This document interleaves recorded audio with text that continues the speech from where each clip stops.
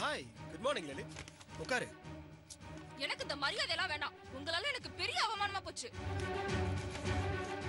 என்ன சொல்ற லலித்? நம்ம விஷயம் ஏதாவது வெளியே தெரிஞ்சிச்சா? அதுல என்ன அவமானம் இருக்கு? என்ன பொறுத்த வரைக்கும் அது பெருமைதான். உங்க இமேஜ் ஸ்பாயில் ஆயிடுமே தான் வெளியே தெரியாம நான் நடந்துக்கிறேன். நான் சொல்ற அவமானமே வேற. அவமானம்னு எனக்கு எப்படி தெரியும்? எனக்கு புரியுற மாதிரி சொல்லு. நீங்க தான் வரீங்கன்னு நினைச்சு நான் கார் கதவை திறந்து விட்டேன். ஆனா அதுல அந்த பிருந்தா இறங்கி வரா. எனக்கு பெரிய அவமானமா போச்சு. நான் அவமானப்பட்டது உங்களுக்கு சிரிப்பா இருக்கா? சிரிக்காதீங்க. இங்க பார், இது வரைக்கும் நீ என் கார் கதவை திறந்து விட வந்ததே இல்ல. என்னைக்கு இல்லாத திருநாளா இன்னைக்கு என் கார் கதவை திறந்து விட வந்த? சாதாரணமா லவ்வர்ஸோ இல்ல கப்பிள்ஸோ சான்ஸ் கிடைக்கும் போதெல்லாம் அன்பை வெளிப்படுத்தணும்னு சொல்வாங்க. அததான் நானும் செஞ்சேன். ஆனா அசிங்கப்பட்டு வந்து நிக்கிறேன்.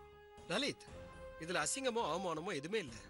அந்த இடத்துல பிருந்தா இல்லாம வேற யார் இருந்தாலும் நீ எனக்காக கார் கதவை திறந்து விட்டதா தான் அர்த்தம். புரியுதா? அதனால அந்த மரியாதை எனக்கு தான், பிருந்தாவுக்கு. நீங்க என்ன சமாதானம்லாம் படுத்தாதீங்க. பிருந்தாவை பிக்கப் பண்ண எதுக்கு ஆரம்பிச்சீங்க? இது என்ன புது பழக்கம்? ஏய், எல்லாம் காரணமா தான் லலித். நமக்கு வேலை நடக்கணும், அதுவும் பெர்ஃபெக்ட்டா நடக்கணும். எந்த ஒரு வேலையுமே கடனேன்னு பாக்குறதுக்கும் கடமைன்னு பாக்குறதுக்கும் நிறைய வித்தியாசம் இருக்கு. இங்க பாரு, நாம அவங்களுக்கு கொஞ்சம் சலுகை பண்ணா அவங்க நமக்காக நிறைய வேலை செய்ய போறாங்க. திட்டி வேலை வாங்குறத விட தட்டி கொடுத்து வேலை வாங்கினா அதுக்கு பலன் அதிகம்.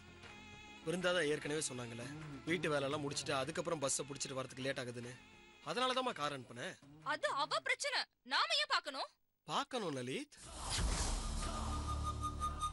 பஸ்ல இடிப்பட்டு மிதிப்பட்டு அவங்க ஆபீஸ்க்கு வந்தாங்கன்னா அதுல இருந்து அவங்க ரிலாக்ஸ் ஆகிறதுக்கே ஹாஃப் டே போயிடும். அவங்களால முழு இன்வால்வ்மெண்டோட ஒர்க் பண்ண முடியாது. ஆனா இப்போ அப்படி இல்ல பாரு, அவங்க கார்ல ஏறி ஆபீஸ்க்கு வர வரைக்கும் ரிலாக்ஸா வருவாங்க. அவங்க ரிலாக்ஸா வந்ததானே நம்ம ஆபீஸ்ல இருக்க வேலையெல்லாம் கவனத்தோடையும் திறமையாவும் செய்ய முடியும். அதுவும் இல்லாம நம்ம கம்பெனி நமக்காக இவ்வளவு தூரம் சலுகைகள் செய்யுது அப்படின்ட்டு அவங்க நேர்மையாவும் விசுவாசமாவும் நடந்துக்குவாங்க. இதெல்லாம் ஒரு பிசினஸ் டாக்டிக்ஸ் தானே. மத்த ஸ்டாஃப்ஸ்க்கு இல்லாத சலுகை பிருந்தாவுக்கு ஏன்னுதான் கேக்குறேன்.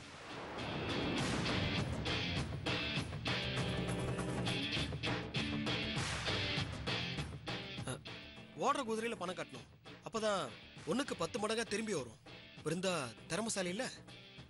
என்னோட திறமசாலி? கண்டிப்பா இல்ல.